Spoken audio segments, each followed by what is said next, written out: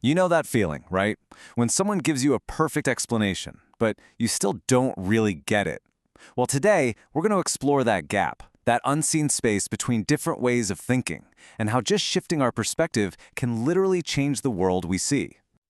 Have you ever felt this? I mean, really felt it? Someone lays out all the facts, step by step, and you can't find a single flaw in their logic, but something just feels hollow.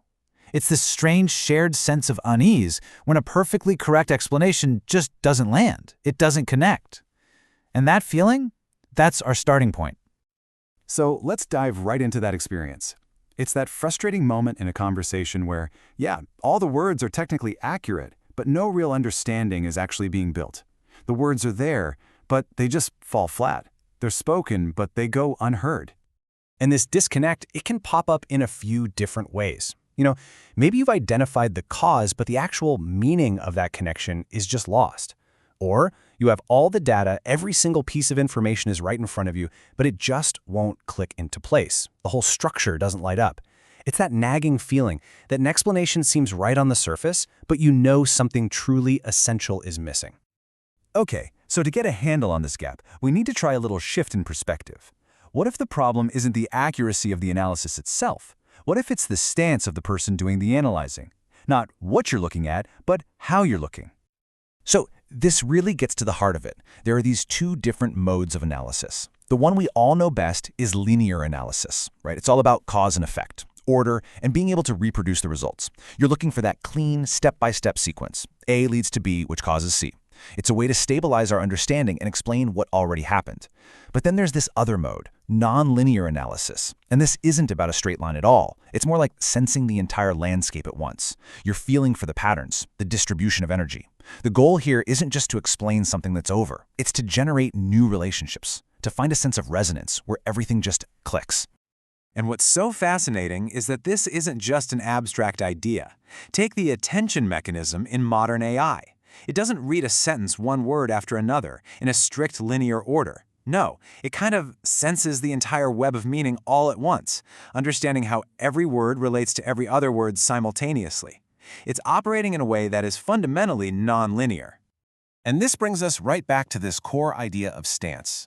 In Japanese, the word is shisei. In a nonlinear world, where simple cause and effect gets blurry, the observer's own perspective suddenly becomes central. The question is no longer, did I measure this correctly?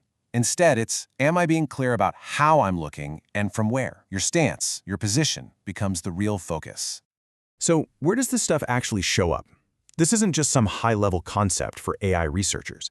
This idea of stance and nonlinear understanding is woven into our everyday lives, usually in these little moments that logic can't quite pin down. Think about this for a second. Someone's trying to explain something to you, maybe over and over. They're using logic, maybe even charts, and it's just not getting through. And then later, they say the same thing, but this time, quietly. And boom, you get it. The information didn't change, but the resonance did.